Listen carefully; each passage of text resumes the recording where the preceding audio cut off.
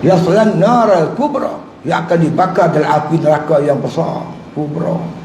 Summa la yamutu fiha wa la yahya. Kemudian dia tak hidup, dia tak mati. Nak kata mati, tak apa mati. Nak kata hidup, tak apa hidup. Kerana hidup di dunia itu menolak peringatan-peringatan yang disampaikan oleh kepadanya oleh para ulama daripada Allah dan juga Rasul. Masya Allah. Tazkirah ni juga tuan-tuan bukan benda baru. Kalau tuan-tuan ingat tuan-tuan, masa kita kecil-kecil dulu, masa tu sembahyang tarawih 20 rakaat. 4 rakaat tarawih akan ada satu tazkirah. Lain pada berselawat dan sebagainya, dia akan tu imam akan untuk bilai akan sebut Al-Khalifatul Awwal ba'da Rasulillah sallallahu alaihi wasallam Amirul Mukminin Abu Bakar Siddiq radhiyallahu an. Itu juga 4 rakaat lepas itu dia akan sebut khalifah yang kedua, Sayyidina Umar, Uthman, Ali.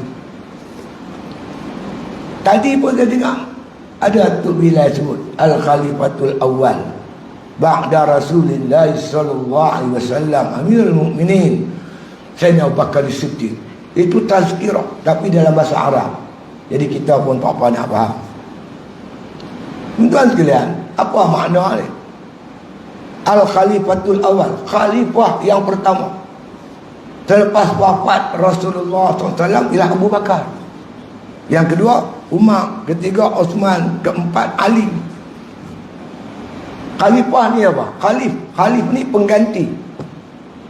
pengganti Rasul untuk melaksanakan tugas-tugas khilafah di muka bumi ini terlepas wafat Rasulullah SAW. Rasulullah wafat, tapi tugas kenabian itu, tugas menegakkan agama itu mesti berterusan. Maka pengganti Nabi melaksanakan tugas itu dinamakan khalifah. Antara tugas khalifah jaga umat Islam, iqamatuddin wa siyasatud dunya bih, tegakkan agama dan takbir dunia dengan peraturan dan hukum hakam Allah Subhanahu wa taala. Lama tuan-tuan, 1000 tahun khilafah ni terus tegak di atas muka bumi, ni. Bermula dengan khulafa ar-rasyidin Abu Bakar, Umar, Uthman, Ali. Kemudian Bani Umayyah, kemudian Bani Abbasiyah, Fatimiyah, sampailah khilafah yang terakhir, khilafah Turki Osmaniyah. Sepanjang ribuan tahun tuan-tuan sekalian, lebih kurang 1300 tahun lebih, khilafah tertegak tuan-tuan atas muka bumi Allah Ta'ala ini. Umat Islam terkelihara. Jangan kata orang nak bunuh umat Islam, nak jentik pun tak berani. Ini semua kita dengar cerita masyhur di zaman Mu'tasim. Mu'tasim bukan khalifah yang agak hebat, kita pun jarang dengar nama dia, tetapi khalifah tu ada. Orang nak jaga umat Islam ni ada. Diceritakan bagaimana seorang wanita yang berada di negeri orang kafir, angin bertiup kencang, tiba-tiba burdah dia terbuka. Dia dengan cepat-cepat tutup muka dia. Perbuatannya ini diketawa oleh orang kafir. Dia tutup aurat dia tu, orang kafir gelak kat dia. Ramai-ramai berkat gelak di negeri orang kafir. Ketika tu tuan-tuan, dia menyerit nama khalifah, ya Mu'tasim. Dia panggil nama Mu'tasim. Jeritan wanita itu didengari oleh seorang laki-laki tua. Dia nak tolong tak mampu, sebab dia pun tua, dia tak larat. Dia berjalan kaki tuan-tuan. Dia pergi ke istana Mu'tasim. Begitu jauh dia berjalan, berapa puluh batu, ratus batu, saya pun tak tahulah. Bila masuk ke istana Mu'tasim, berdepan dengan Mu'tasim, dia kata, wahai Amirul Mukminin. Ketika wanita itu, makna kata diketawa, dihina, diinjek, dia memanggil namamu, wahai Mu'tasim. Mu'tasim segera melompat di atas singgasana, menghunuskan pedangnya sambil bertempik, wahai ibu, anakmu Mu'tasim datang memberi pembelaan. Dia bawa bala tentera serang negeri yang hina seorang saja umat Islam. Hari ini tuan-tuan, kita umat Islam dilanyap, dipukul, dibom, dibunuh. Mereka nak panggil siapa? Orang Palestin, sahabat-sahabat kita di Myanmar, sahabat-sahabat kita minoriti di negeri-negeri yang mereka minoriti di India tak dibenarkan memakai pakaian bentuk aurat. Dia nak panggil siapa tuan? Sebab khalifah tak ada. Sebab itulah Tok Bilal kita ni ingat kat kita pernah ada khalifah. Kewajipan kita mengembalikan khilafah Allah di atas muka bumi Allah Subhanahu wa taala. Itulah tazkirah. Jadi tuan-tuan, mudah-mudahan malam ni dan malam-malam lepas dia akan datang tazkirah yang disampaikan ini benar-benar makna kata menyedarkan kita buat perubahan dalam hidup kita kepada yang jauh lebih baik. Sebab Ramadan tuan-tuan, dia madrasah, dia sebuah universiti, sebuah kolej, sebuah pondok, pusat latihan. Tentulah kita bila dah masuk madrasah Ramadan, kita keluar pada Ramadan, kita berubah daripada sebelumnya. Tuan-tuan buat permohonan minta jadi polis, permohonan tuan-tuan diterima. Tuan-tuan masuk pusat latihan polis Polapol di Jalan Gening. Ada tak beza sebelum masuk pusat latihan polis dengan lepas keluar pada pusat latihan polis? Tentu berbeza. Sebelum masuk nak tembak minta hati. Dah masuk pegang pistol, tembak, tangan tetap tembak, betul-betul kena sasaran. Tidak. Sebelum masuk pusat latihan polis, kawan minta hati. Keluar pusat latihan tu berjalan dah jadi macam orang kawan dah. Macam adik kita tadi ni jadi imam. Sebelum masuk pusat tahfiz, tentu dia tak apa pandai macam dia baca tasawuf ni, cukup cantik bacaan dia. Lepas keluar pusat tahfiz, madrasah tahfiz, ma'had tahfiz, baca ikut tajwid semua elok, mesti berubah. Mudah-mudahan Ramadan kali ini tuan-tuan betul-betul ubah hidup kita. Kalau dulu kita tak pernah main masjid, lepas Ramadan kita main masjid. Sebelum Ramadan kita ni tak berjamaah, lepas Ramadan kita berjamaah. Sebelum Ramadan kita tak mengaji, lepas Ramadan kita menuntut ilmu, kita mengaji. Berubah hidup kita. Barulah makna kata kita lulus daripada dalam madrasah Ramadan. Masya Allah. Apa tazkirah saya malam ni? Dia nak ambil pasal sikatnya tuan-tuan, nak baca ayat Quran yang sama-sama tuan-tuan. Ayat itu selalu dibaca. Syahrul Ramadan allazi unzila fihi al-Quran hudan lin-nasi wa bayyinatin minal huda wal furqan. Faman syahida minkum syahra falyasum. Bulan Ramadan, bulan diturunkan Quran yang merupakan hudan lin-nas, petunjuk bagi manusia, dan mengandungi keterangan-keterangan bagi petunjuk. Maka barang siapa yang melihat anak bulan Ramadan, naklah dia puasa. Jadi dua perkara Tuhan sebut sini. Mula-mula Tuhan sebut hebatnya Ramadan ni unzila fihil Quran, sebab turun Quran. Kemudian baru Tuhan sebut faman syahida syahra falyasum. Siapa yang melihat anak bulan Ramadan, naklah dia puasa. Puasa tu nombor dua, Quran tu dulu. Baik tu kata ulama, setengah ulama kata hebat Ramadan ni sebab Quran. Sebab dipilih oleh Allah bulan Ramadan, bulan turun Quran. Daripada makna kata Baitul Izzah, makna Quran yang tersimpan, makna kata di Lauhul Mahfuz, diturunkan ke Baitul Izzah, langit dunia ni pada malam Ramadan. Inna anzalnahu fi lailatul qadr. Semuanya kami turunkan Quran itu pada Lailatul Qadar, pada malam Lailatul Qadar, malam Ramadan. Jadi tuan-tuan sekalian, Al-Quran ni ada sama-sama kita. Ini anugerah yang terbesar daripada Allah Subhanahu wa taala yang Allah tak kurniakan kepada mana-mana umat selain umat Muhammad sallallahu alaihi wasallam. Quran ni tuan-tuan mukjizat yang terbesar yang Allah anugerah kepada Nabi Muhammad SAW. Mukjizat lain pun ada. Antara mukjizat, makna kata yang berlaku macam-macam mukjizat. Tapi mukjizat Nabi-Nabi dulu dengan mukjizat yang dianugerah kepada Nabi Muhammad, anugerah kepada Nabi Muhammad itu cukup hebat. Ada seorang tok guru, dia mengajar, dia kata mukjizat yang paling besar dianugerah oleh Allah kepada Nabi Muhammad. Seorang murid kata, tok guru, saya tak apa setuju dengan pandangan tuan guru. Bagi saya, dia kata, mukjizat paling besar, dia kata, ialah mukjizat yang Allah bagi kepada Nabi Musa dan Nabi Isa.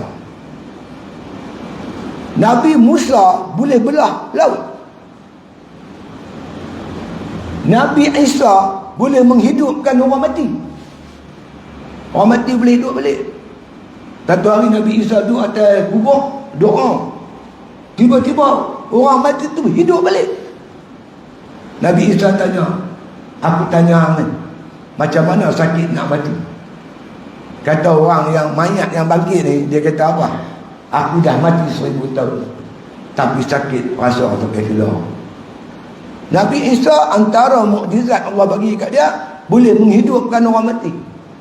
Nabi Muhammad boleh hidupkan orang mati. Dia tanya Tok Guru. Nabi Musa boleh belah laut. Nabi Muhammad boleh belah laut.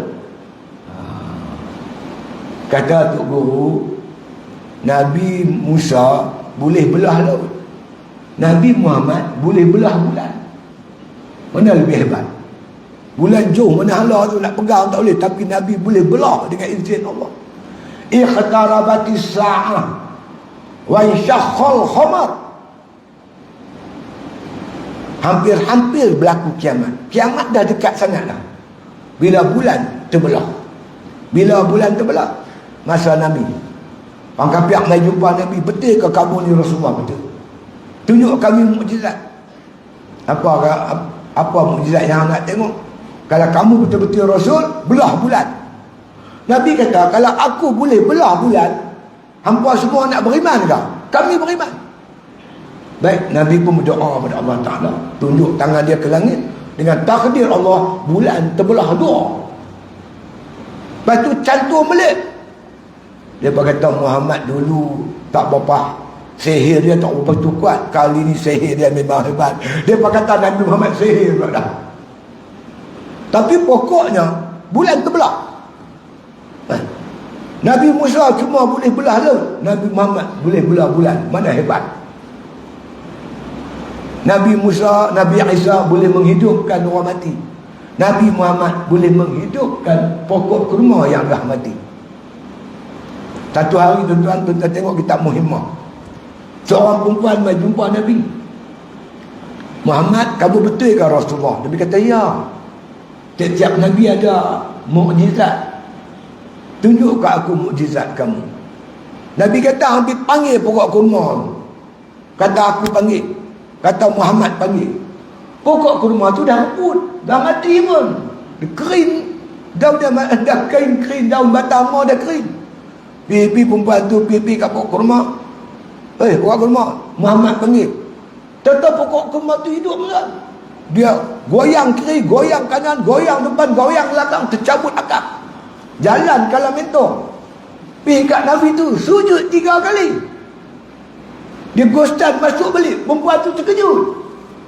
Dia kata, terus dia mengucap 2 kalimah syahadah. Kemudian dia kata kat Nabi, aku minta satu ya. Lepas aku semayang, nak sujud padamu ya Rasulullah. Pokok kurma yang tak ada otak pun boleh sujud pada engkau, takkan aku tak boleh sujud?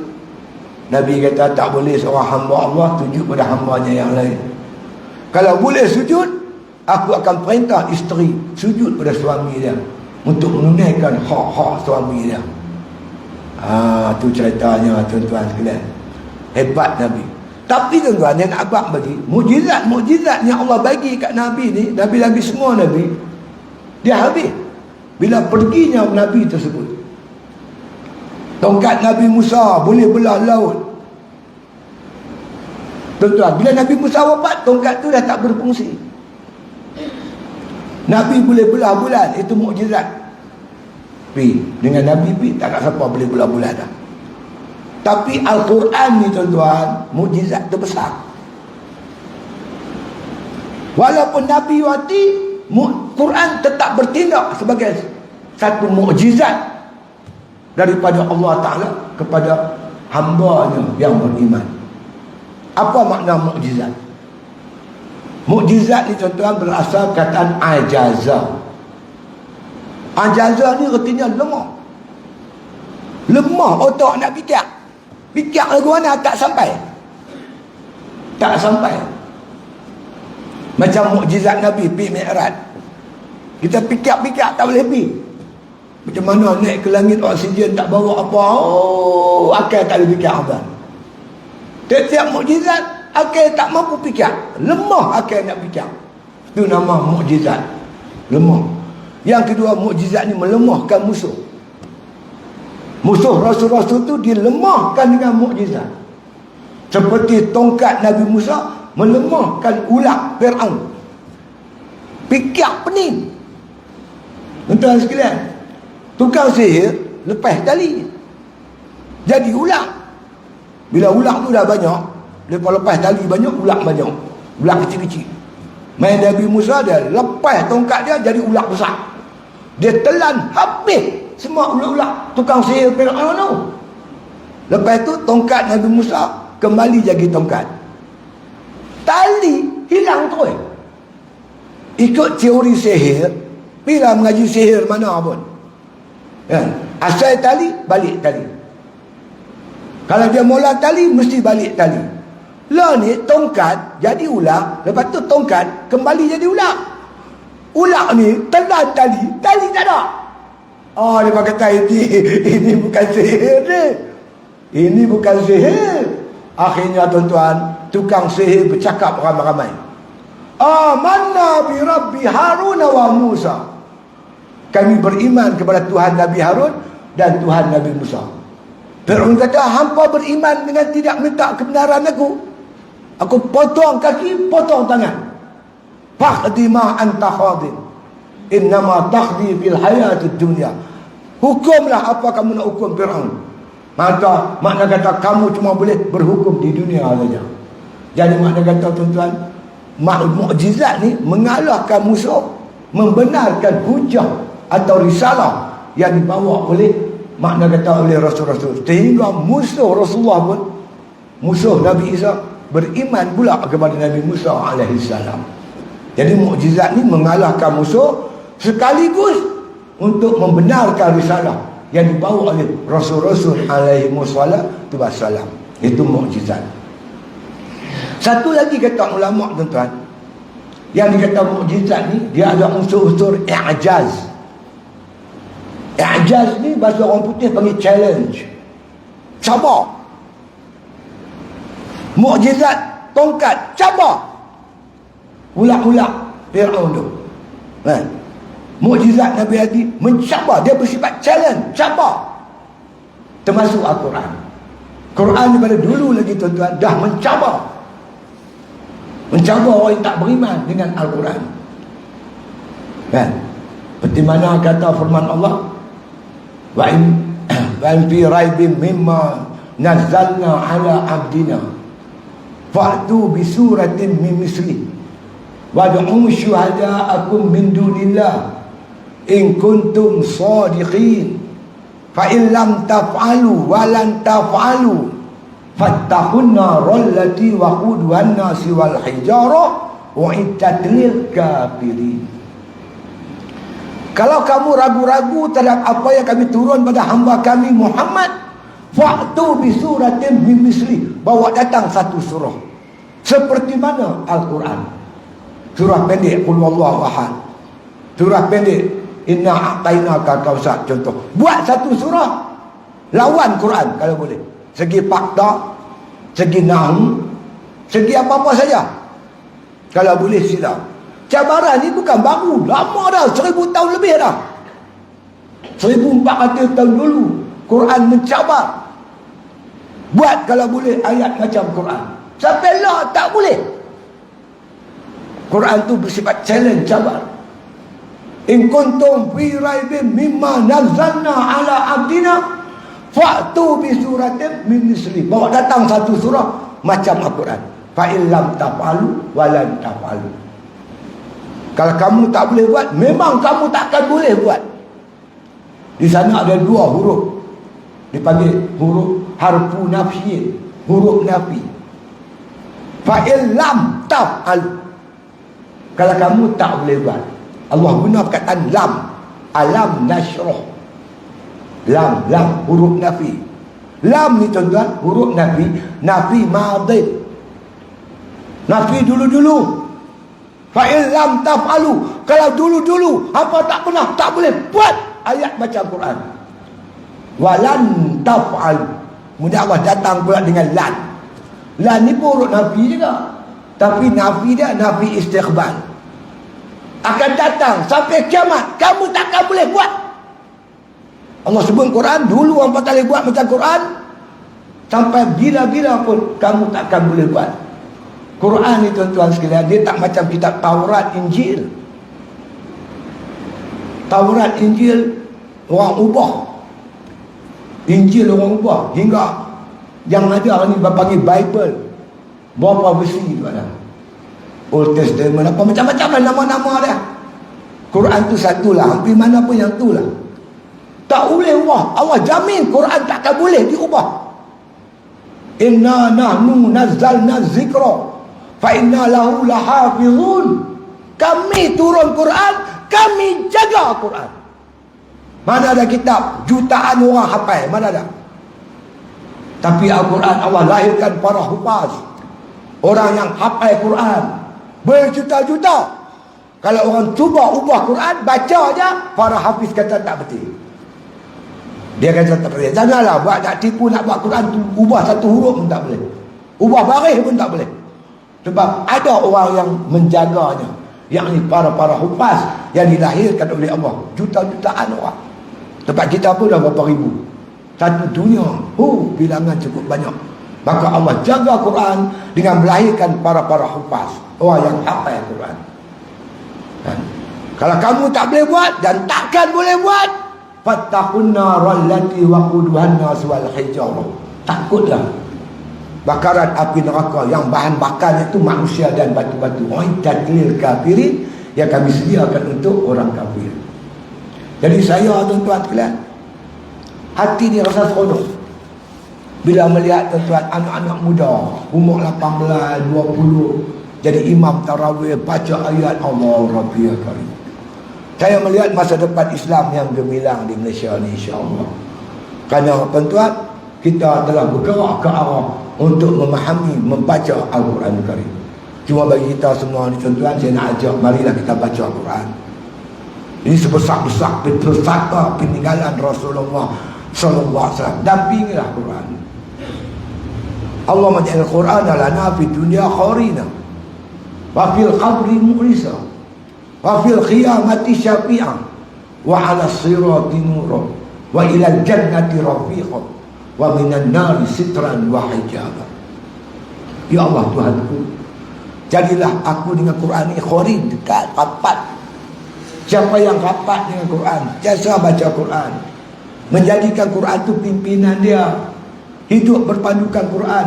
Wa fil qabri mu'nisa, dalam kubur Quran itu berjinak-jinak dengan dia. Ingat tuan-tuan, kita duduk dalam kubur seorang diri, seorang-seorang, sunyi sepi. Duduk dalam kubur terputus hubungan terus dengan orang di dunia ni. Siapa? Kita duduk seorang-seorang. Orang yang kaji baca Quran, Quran teman dia, jinak dengan dia. Macam kucing kita jinak lah, duduk atas riba, agai kita, cium kita. Begitulah Quran tuan-tuan, dia dampingi kita ketika kita dalam kubur. Wa fil qiyamati syafi'an, hari kiamat itu Quran bagi syafaat. Syafaat Quran itu tuan lebih besar, lebih kuat daripada syafaat para nabi. Tuan-tuan boleh rujuk kitab Sayyidus Salikin, bab kelebihan membaca Quran. Di sana tuan-tuan Imam Ghazali mengumpulkan satu hadis. Nabi sebut bahawa syafaat Quran ni lebih power, lebih kuat daripada syafaat para rasul alaihi wassalatu wassalam. Wa ilal jannati rafiqa wa ala sirati nur. Ketika kita melintas siratal mustaqim, orang beriman, sirat ni dilebarkan oleh Allah Ta'ala. Bagi orang kafir, orang munafik, siratal mustaqim itu laksana pedang tajam, mata pedang, laksana rambut halus dia. Bagi orang beriman, dilebarkan titian itu. Titian sirat ni gelap. Orang baca Quran, Quran bertindak seperti spotlight, suluh terang benderang. Kita pun berlari-larilah atas sirat untuk menuju ke syurga. Wa ilal jannati rafiqa. Ketika kita berlari-lari ke syurga itu, Quran bertindak sebagai rafiq. Dia tak lepas kita tuan-tuan walaupun sejengkal.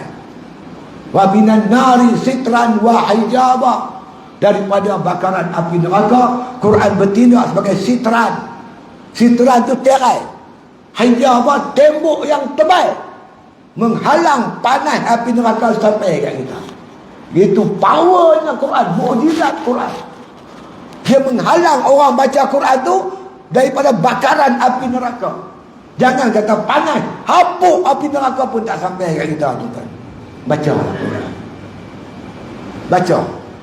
Jangan biar satu hari kita tak baca Quran. Baca Quran, insya-Allah. Sahabat-sahabat kalian, kalau boleh hafal Quran. Mari kita sama-sama berazam supaya kita wujudkan setiap rumah ada orang yang hafal Quran.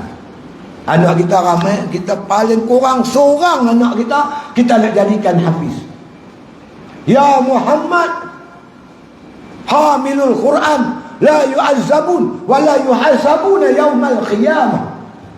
Pada malam Mi'raj Nabi kata, aku dengar Allah berfirman, wahai Muhammad, orang hafal Quran dia takkan diazab, takkan dihisab pada hari kiamat. Ya Muhammad, hamlatul Quran iza mata tabki alis samawati wal ardi wal malaikati. Wahai Muhammad, orang yang menghafal Quran bila dia mati, menangis isi langitku, menangis isi bumiku, menangis seluruh para malaikatku kerana bersedih dengan matinya orang yang hafal Quran. Tuan-tuan, dalam peristiwa Bir Ma'unah, ada satu kabilah Arab tu nak meluk agama Islam. Dia kata minta hantar orang hafal Quran, ajak mereka Quran. Nabi hantarlah 40 orang. Rupanya mereka menipu. Sampai di Bir Ma'unah, mereka kebung orang yang hafal Quran, mereka bunuh 40 orang mati tuan. Nabi bila dengar berita tu cukup sedih. Nabi menangis tuan. Nabi sedih sungguh-sungguh. Setiap kali sembahyang Nabi baca qunut nazilah. Nabi cukup sedih dengan orang yang hafal Quran. Tuan-tuan, disik Kedah.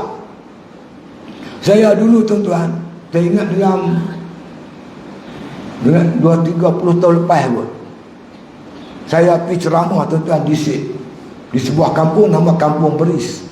Kampung tu lah ni tak ada orang, ditenggelami oleh ayak, buat empangan beris. Sebelum ditenggelamkan ayak di kampung tu, orang kampung tu gotong royong ubah mayat. Dekat masjid tu ada kubur, ubah mayat dalam kubur tu, ubah ke tempat yang lebih tinggi. Kalau tak maulah mayat ditenggelam di ayak. Lepas tu satu hari tu saya pergi ceramah di masjid Kampung Beris. Lepas tuan-tuan sekalian, lepas kuliah, masa makan pakai cerita. Lepas cerita kami korek kubur ustaz nak pindah mayat. Minggu lepas kami korek satu mayat depan, betul-betul depan mihrab.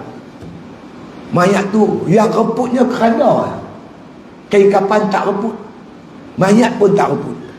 Pegang duk panas elok lagi, tersenyum lagi mayat tu.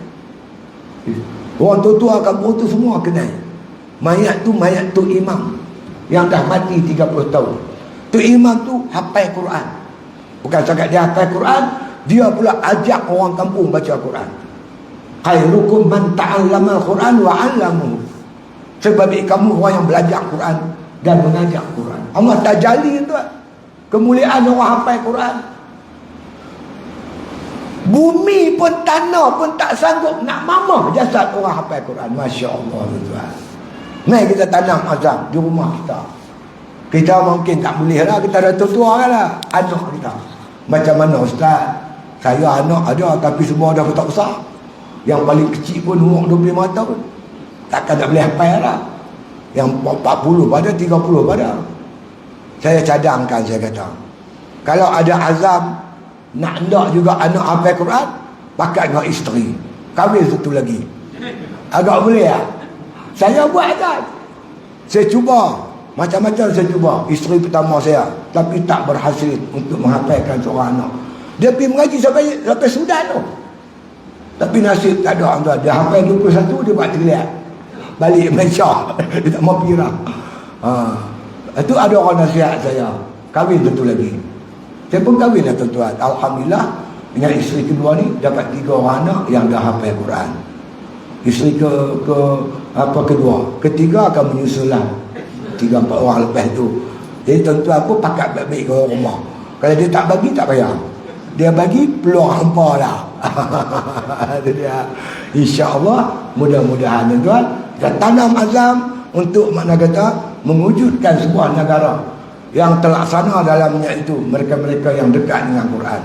Tuan-tuan sekalian yang dirahmati Allah sekalian, kalau kita tak ada anak, kalau anak kita hantar pergi tahfiz, kalau kita tak ada anak kita bantu tahfiz, kalau ada barang lebih hantar pergi situ, ada duit kita bagi kat mereka. Kerana anak-anak ni akan makna kata akan membesar, akan menyambung perjuangan kita untuk menegakkan generasi Al-Quran, insya-Allah. Jadi tuan-tuan, sebelum saya tutup majlis ni, saya nak ajak tuan-tuan mai ke tempat saya. Bukan saya buat kenduri, saya tak kahwin dah, saya pun 70 dah. Cuma kita nak ajak, kita nak buat majlis. Tuan-tuan duk bagi derma tu, saya buat pondok di Pulau Pangkong. Takat ni yang dah siap sebuah surau, sebuah tandas musliman dan sebuah kantin. Bila dah siap, api ayam semua dah ada. Baru ni sahabat kita daripada Masjid Batu di Batang Pau, tim mereka pergi pasang mic pun cantik, elok semua mic. Jadi program pertama kita nak buat situ, iaitu mengadakan Ihya Ramadan, nak menghidupkan hujung-hujung Ramadan ni.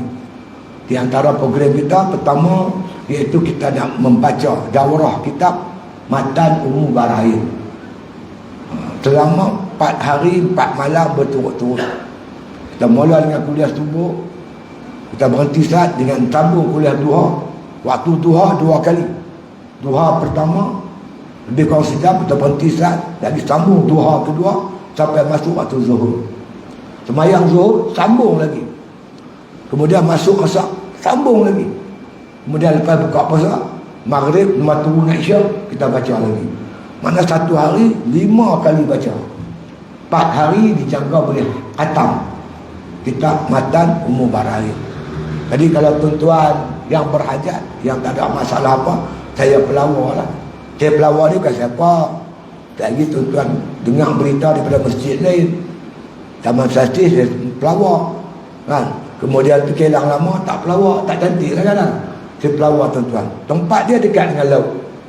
Nak mandi laut tak boleh, siang-siang, malam-malam boleh, insya-Allah. Jadi saya pelawar tuan-tuan pergi. Tempat tu namanya Teluk Nipah. Kita dah pasang arah ke pondok kita dah pasang signboard semua, kita dah pasang. Jadi jemput tuan-tuan sekalian yang berkelapangan 4 hari 4 malam. Di samping kita daurah kita menghidupkan qiyamul lail dengan macam-macam program lah. Iftar dan juga sahur kita sediakan makanan, insya-Allah. Jadi siapa yang berkelapangan kita jemputlah pada hari 25 bulan 4 sampai 28 hari bulan 4, insya-Allah. Yang berkelapangan silalah. Jadi komplek tu tuan-tuan yang dah siap surau, kemudian tandas muslimat. Kalau muslimat ni sementara kita sekat sebelah muslimin, sebelah muslimat. Tandas muslimin tengah buat. Siap tandas muslimin, tandas muslimat kita untuk muslimat sepenuhnya lah, insya-Allah. Yang kita sedang buat tandas muslimin, rumah guru dan asrama serta kelas belajar. Yang ni kita terus buat. Dijangka akan siap tahun ni, tahun depan kita akan mengambil pelajar, insya-Allah. Jadi malam ni sekali lagi saya merayu kepada tuan-tuan, penuh bulan Ramadan, penuh barakah ni. Minta tuan-tuan makna kata yang berkelapangan, sama ada tuan-tuan nak boleh bagi dalam bentuk wakaf ataupun dalam bentuk zakat, insya-Allah kita guna di atas asnaf fisabilillah. Yang ketiga tuan-tuan, kalau tuan-tuan pandai tu guna handphone tu, tolong viral iklan-iklan yang tuan-tuan dapat dalam Facebook saya. Facebook saya Ustaz Siddiq Nur. U tu besar, S besar. S besar, Siddiq kecil lah, Nur besar. N-O kecil lah, Ustaz Siddiq Nur. Dalam tu tolong buka Facebook saya, tuan-tuan akan dapat macam-macam iklan, terutama sekolah tu, pondok tu. Jadi tuan-tuan tolong viral lah, bagi tahu pada orang lain, mudah-mudahan orang lain terbuka hati untuk bantu, insya-Allah. Kiri bena pondok ni di atas teping tanah tuan-tuan. Teping Nengalan ayah saya, pak saya. Tanah ni lah yang pesaka yang dia tinggal. Tadi tak ada apa. Orang nak beli kat saya tuan-tuan, tanah tu 2 juta. Kalau saya jual, saya jadi jutawan lah. Mungkin malam ni tak tazkirah pun. Tapi saya lebih berminat nak buat pondok. Mudah-mudahan mak bapak saya yang usaha tanah tu dapatlah bahagian mereka itu di dalam kubur tu. Telah pakat adik-beradik, projek tu saya mula lah. Dan mula setakat ni alhamdulillah dengan izin Allah, separuh daripada bangunan tu dah siap insya-Allah. Separuh lagi masih dalam pembinaan. Tujuan saya tebuk ni apa? Saya gayat tu. Bangkit pagi, buka handphone, tengok M2U, tengok duit dalam bank tinggal berapa.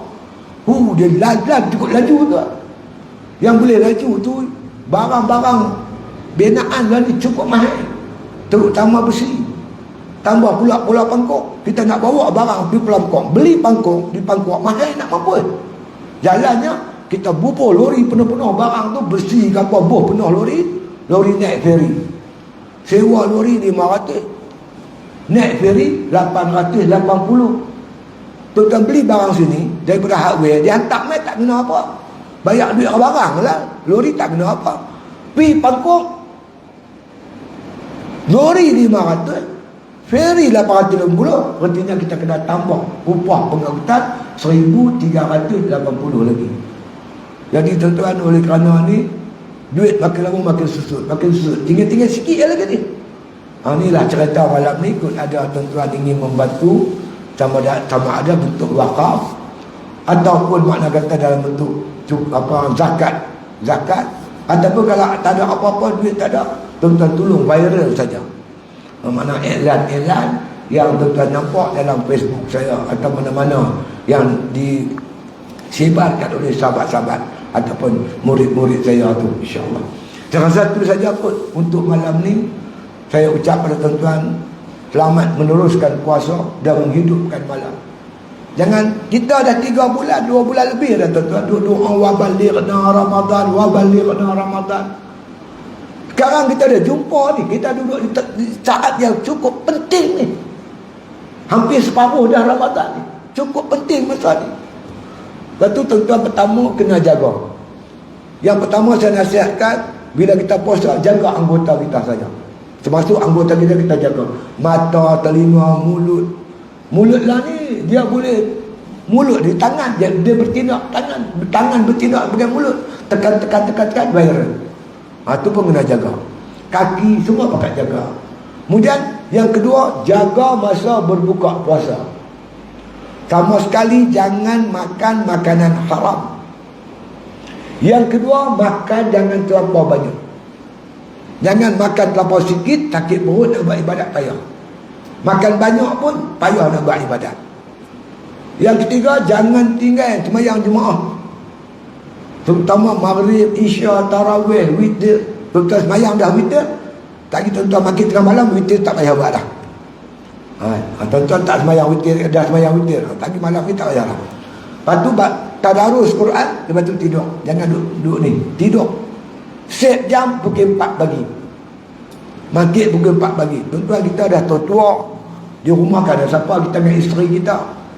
Yang orang perempuan pun jangan duduk berajun, duduk masak ni sangat. Perangat-perangat lebih kurang sudah lah. Tapi nasi tak boleh, dia kena makan nasi panas. Kalau nasi sejuk gedi, dia tak apa pi. Makan sok tak boleh pi. Yang tu kena masak nasi. Beli periuk kecil, rice cooker yang kecil cukup lah, makan laki bini. Maghrib pukul 4, basuh berat, buah ayam secukupnya, petik Swiss dia ada 2 tau, nak buat bagi. Satu Swiss kat dinding, satu Swiss kat periuk. Petik kat dinding, petik kat periuk. Tengok periuk menyala, pergi ambil sembahyang, ambil untuk sembahyang tahajud, sembahyang sunat hajat, sembahyang semua kita sembahyang sampai pukul 5.30. 5.30 elok makan sok. Masuk pukul 6 kita main masjid, sembahyang jemaah. Buat tiap-tiap hari lagu tu.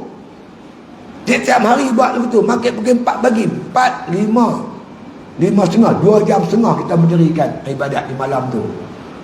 Tuan-tuan, dijanjikan bahawasanya Lailatul Qadar tu ada dalam Ramadan ni, terutama 20 yang akhir. Kita start daripada lah, kita hidupkan malam-malam.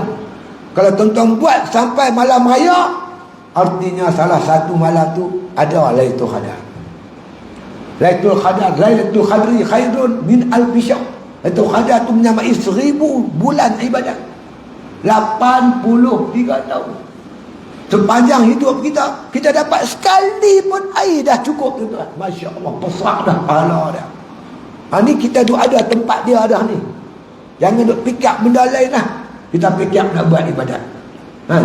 Mana tahu kut Ramadan ni, Ramadan terakhir untuk kita. Kut tahun depan kita dah tak ada, mana kita nak tahu lah. Jadi selamat meneruskan puasa, selamat mendirikan ibadat, menghidupkan Ramadan yang barakah ini. Mudah-mudahan kita dipilih oleh Allah dengan anugerah yang amat berharga. Lailatul Qadri khairun min alfi syahr. Wallahu a'lam, wabillahi taufiq. Wassalamualaikum warahmatullahi taala wabarakatuh. Bismillahirrahmanirrahim. Alhamdulillahi rabbil alamin. Wassalatu wassalamu ala asyrafil anbiya wal mursalin wa ala alihi wa sahbihi ajma'in. Allahumma inna nas'aluka ridhaka wal jannah wa na'udzubika min sakhatika wan nar. Allahumma innaka 'afuwun karimun tuhibbul 'afwa fa'fu 'anna wa 'an walidina, 'an jamil muslimina wal muslimat wal mu'minina wal mu'minatil ahya'i minhum wal amwat bi rahmatika ya arhamar rahimin. Allahumma rabbana taqabbal minna salatana wa siyamana wa qiyamana wa ruku'ana wa sujudana wa tadarru'ana wa ta'abbudana wa tammim taqsirana ya Allah ya arhamar rahimin. Allahumma baligh muradana wa muradal muslimina wal muslimat. Allahumma hassil maqsudana wa maqsudal mu'minina wal mu'minat da'wahum fiha subhanakallahumma wa tahiyyatuhum fiha salam wa akhiru da'wana anil hamdulillahi rabbil alamin.